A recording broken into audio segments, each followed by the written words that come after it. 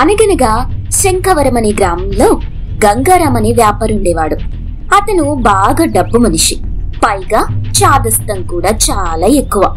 గంగారాం భార్య సుమతి యోగ్యురాలు, నలుగురితో కలుపుగోలుతనంతో వ్యవహరించేది. గంగారాం సుమతి దంపతులకు 4 కొడుకులు. మొదటి 3 కొడుకులకు పెద్దింటి సంబంధాలు చేసి బాగా కట్న కానుకలు రాబట్టాడు గంగారాం. 4వ కొడుకు సుమంత్కి పెళ్లి చేయాలనుకున్నాడు. సుమంత్ బాగా చదువుకున్నాడు, పైగా తెలివైనవాడు. అందువల్ల వాడి పెళ్లికి ఇంకా ఎక్కువ కానుకలు రాబట్టాలనుకున్నాడు గంగారాం. ఒకరోజు గంగారాం సుమంత్తో, అబ్బాయి, నీకు పెళ్లి చేయాలనుకుంటున్నాను. జమీందారు గారి అమ్మాయి సంబంధం అన్ని విధాలా నాకు నచ్చింది. అమ్మాయి ఎలా ఉన్నప్పటికీ మనకి కట్న కానుకలు బాగా ముడతాయి, మన స్థాయి కూడా పెరుగుతుంది. నాన్న, ఇప్పుడు మనకు ఏం తక్కువైంది?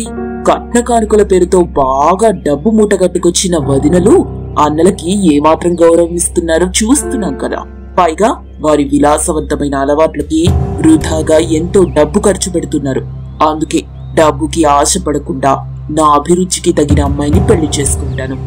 ఆ తరువాత మనసుకు నచ్చిన అమల అనే అమ్మాయిని పెళ్లి చేసుకుంటానని చెప్పాడు. అమల తండ్రి రామయ్య ఒక సామాన్యమైన రైతు. అటువంటి పేదింటి అమ్మాయిని కోడలిగా తెచ్చుకోవడం గంగారాంకి అస్సలు ఇష్టం లేదు. నా పెళ్లి నా ఇష్ట ప్రకారమే జరగాలి, లేదంటే నేను పెళ్లి చేసుకోను అని సుమంత్ పట్టుబట్టాడు. ఇక తప్పక గంగారాం సుమంత్ పెళ్లికి ఒప్పుకున్నాడు. కొత్త కోడలు అమల ఇంట్లో కాలు పెట్టగానే పెద్ద కోడళ్లు 3 ఒకటైపోయారు. ఆమె పేదింటి పిల్ల కావడంతో హీనంగా చూడటం మొదలెట్టారు. అమల మీద పెత్తనం చెలాయించేవారు. చీటికి మాటికి చిన్న పెద్ద పనులన్నీ కొత్త కోడలని కూడా చూడకుండా పురమాయించేవారు. గంగారాం దగ్గరికి వెళ్లి, మావయ్య గారు కోరి కోరి దరిద్రాన్ని కోడలిగా కొని తెచ్చుకున్నారు. ఒక్క పని కూడా చేత కాదు, ఏదైనా చెప్దామంటే దానికి ఒకటే విసుగు అని లేనిపోని చాడీలు కల్పించి చెప్పేవాళ్లు 3 కోడళ్లు. ఇదిలా ఉండగా ఒకరోజు గంగారాం ఇంట్లో పాడి ఆవు జబ్బు చేసి చనిపోయింది. అదే సమయంలో గంగారాం భార్య సుమతికి సుస్థి చేసి మంచం పట్టింది. గంగారాం కొడుకుల మధ్య భేదాభిప్రాయాలొచ్చాయి.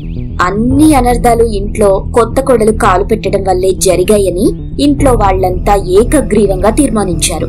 అదంతా విన్న కొత్త కోడలు అమల చాలా బాధపడింది. యథాలాపంగా జరిగిన అనర్థాలకి తనని బాధ్యురాలిగా చేయటం అమలకు కష్టంగా తోచింది. తన భార్యని ఆ విధంగా మాట్లాడటం సుమంత్ కి కూడా నచ్చలేదు. ఒకరోజు గంగారాం సుమంత్ ని పిలిచి, ఒరే అబ్బాయి, జరుగుతున్న అనర్థాలను చూస్తున్నావుగా. కొత్త కొడలొచ్చిన వేళా విశేషం అలా ఉంది. నువ్విష్టపడి పెళ్లి చేసుకున్నావు, ఇప్పుడేం చేయలేం. కాబట్టి నువ్వు నీ భార్యని తీసుకువెళ్లి వేరే కాపురం పెట్టుకో అంటూ చెప్పాడు. అదే మంచిదని సుమంత్ కూడా అనుకున్నాడు. వేరు కాపురం పెట్టడానికి ఏర్పాట్లు చేసుకోసాగాడు. ఆ సమయంలో ఎదురింటి సూరయ్య భార్య కామాక్షమ్మ ఒక పళ్లెంలో ఒక ఖరీదైన పట్టు చీర, పసుపు, కుంకుమ, మిఠాయిలు పెట్టుకుని గంగారాం ఇంటికొచ్చింది. అయ్యా, మీకొక శుభవార్త చెప్పాలి. మా అమ్మాయి పెళ్లి కుదిరింది. ఇంతకు ముందు ఎన్నో సంబంధాలు వచ్చిపోయాయి, ఒక్కటి కూడా కుదరలేదు. నిన్న మా అమ్మాయి లేచిన వెంటనే కళ్ళాపి జల్లుతున్న మీ కొత్త కొడలి ముఖం చూసిందంట.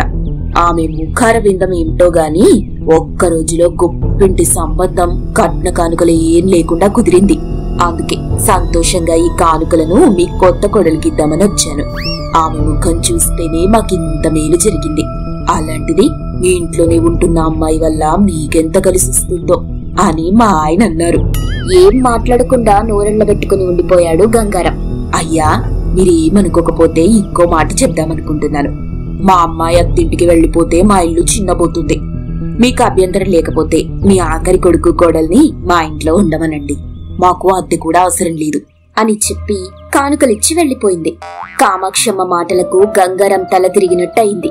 తమ ఇంట్లో నిత్యం జరిగే సంఘటనలకు కొత్త కోడల్ని అనవసరంగా నానా మాటలనుకున్నారు. పరా ఇంట్లో జరిగిన శుభానికి అదే కొత్త కోడలు కారణమని వాళ్లనుకుంటున్నారు. శుభాశుభాలు మనిషి ముఖంలో ఉండవు, చూసేవారి దృష్టిలోనే ఉంటాయి అనుకున్నాడు గంగారాం. ఆ తరువాత కొత్త కోడలు అమలని సొంత కూతుర్లా చూసుకోసాగాడు గంగారాం. తరువాత అమలని తోటి కోడళ్లు కూడా ఎంతగానో అభిమానించడం మొదలెట్టారు. కుటుంబ సభ్యులందరిలో వచ్చిన మార్పుకి ఆనందించాడు సుమంత్.